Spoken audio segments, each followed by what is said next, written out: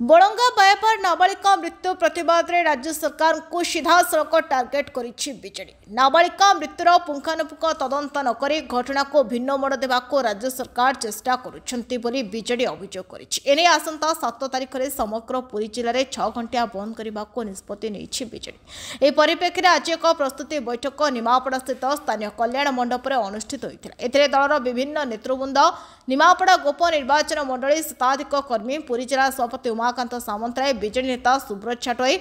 नारी नेत्री कस्तूरीबाला स्वयं, कुंजलता सामल प्रमुख जोगदे शांतिपूर्ण भाव में 6 घंटिया पुरी जिला बंद करने को आलोचना करथिले। आपण माने जानिछंती आमे गत काली मध्य भी ए कथा समस्त गणमाध्यम प्रतिनिधि मान द्वारा जनइछु जे राज्य सरकार ये पीड़िता प्रति जो अन्याय कार्यक्रम है सबू कथा को रहस्य भितर जबली भाव में रखी तेणु तारी प्रतिवाद आमे जानिथलु ये कथा निश्चित रूपे हवा को जाउछि। तेणु पीड़ितार प्रॉपर इनक्वारी पाई आमे सेतिपाई पुरी जिला बिजु जनता दल तरफ आमे गोटे आंदोलनात्मक कार्यक्रम नहींचु। आसंता 7 तारिख दिन सकाळ 6टा रु 12टा पर्यंत सबुटी पुरी जिले में शांतिपूर्ण भाव में हड़ताल करा जिवो। आमे पुरी जिलार समस्त जनसाधारण को हाथ जोड़ी अनुरोध करुचु जे आपण माने हमको सहयोग करंतु, पीड़ितार न्याय पाई समते एथरे सामिल हुंतु, नचेत भविष्य में ओडिशा रे गणतंत्र आउ चिन्ह रहिबो नहीं। गोटे स्पष्ट चित्र जहाँ भी घटना घटीला 3 दुर्बृत्तों कथा कहुच्छी पुणी पर मुहूर्त झील निजे निजे घटना घटी जहाँ गोटे स्पष्ट चित्र गोटे सामना को आसवा दरकार कि लोक को आसवा दरकार। 15 दिन भितर बापा कौन थरटे कही पारे कथा जदि एक पीड़िता निजे घटे माँ जाकि कहीं थाना एफआईआर देती पीड़िता निजे मु तो टिके जीवा डेरी आई आम पिपिली पूर्वतन विधायक ये सुब्रत छाटोई 2 जन जाकि प्रथम रू पहुंची पुलिस आम तो देखिलु झील चलिक भी जाऊँगी एत कनसीयस झील निजे तार स्टेटमेंट भी देला 3 जन युवक 2टी मोटरसाइकिल आसी एभली जघन्य कांड कर आज केमिति परिवर्तन हो गला। जमीती बालेश्वर झीर बाप से निजे कथा रखिते माँ रखिते सरकार मो झील को मारिते माँ निजे कहते आम सरकार को 12 दिन पूर्वर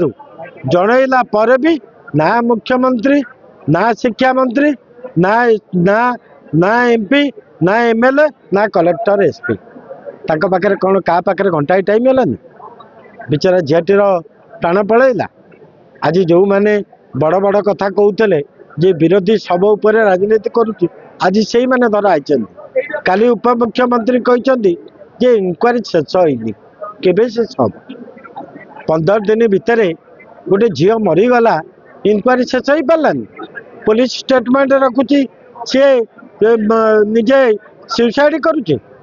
बापा को कौन प्रलोभन दि जाए आपण कौन गणमाध्यम प्रतिनिधि माने आपण ये माटीर मनीष आपण माने कौन जापार ना कौन किभली भाव सेठी जोर जबरदस्ती करी सालिश कर कुओ बोली आपण माने देखिए आउ दिने 2 दिन भितर मुख्यमंत्री गोटे घोषणा करदे आमे ताकू एतिक लक्ष टका परिवार को दलु यही हम जो कथा मुझे आगुरी कही पीड़ितार मृत्यु सुनिश्चित हम से कथा ओडिशार लोक जानीते एवं आम एम्स मेडिकल दिल्ली जहाँ संगे संपर्क अच्छी भित्री भाव में आम जिते पचारू से कले 2 दिन पूर्व पीड़ितार मृत्यु होती 2 दिन काल पीड़ितार मृत्यु को रखिकी स्टेटमेंट देले। अच्छा मु गोटे कथा पचारुछि कौन पाई पीड़ितार ये अवस्था जिते बड़े 4 थर ता स्टेटमेंट नवा कौन दरकार जदि ताकू पेन होची ता चिकित्सा करा जाउची 4 थर जड़े जस्टिस की नहीं पुलिस ऑफिसर को नहीं सेठी ताकटू स्टेटमेंट एत आनिबा कौन दरकार थिला पुणी शेष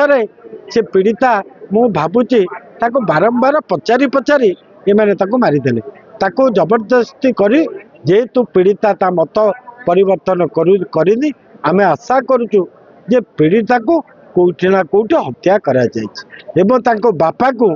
कौन प्रलोभन देइछन्ती ये पुरी जिला माटी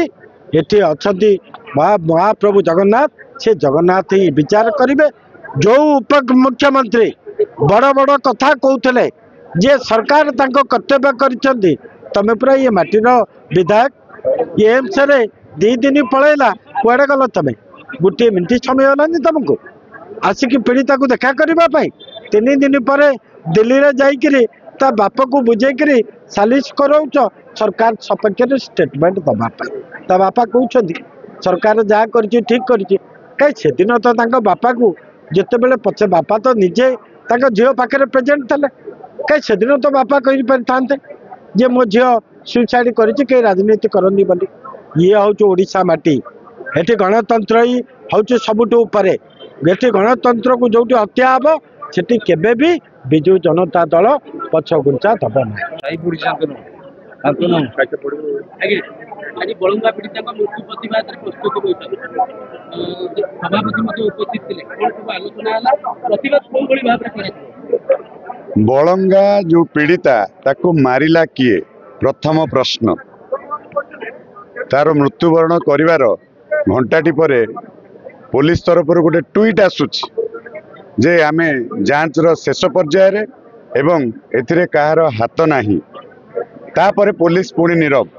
ना पुलिस रो प्रेस मीट आसीची ना किछि प्रेस विवृत्ति आसीची खाली कोन ट्वीट रे शासन चलिबो पुलिस रो कोन सेठी काम सरीगला ट्वीट रे तो आमे जानिबा पई चाहूचु जे पुलिस कहा चापरे अछि कहा चापरे आज पुलिस चेपा हेछि एठी गोटे बहुत बड़ षडयंत्र हेछि गोटे नाबालिका जे कि जाको दिन बेले सकाळ 8:30 दिबा लोकरे ताकू 3 दुर्बृत्त मारिकरी हत्या करिया पई चेष्टा करिसंती तापरे पुलिस आज पर्यंत चुप होइकी अछि तो से पीड़ितार न्याय पई बिजु जनता दल आसंता 7 तारिख रे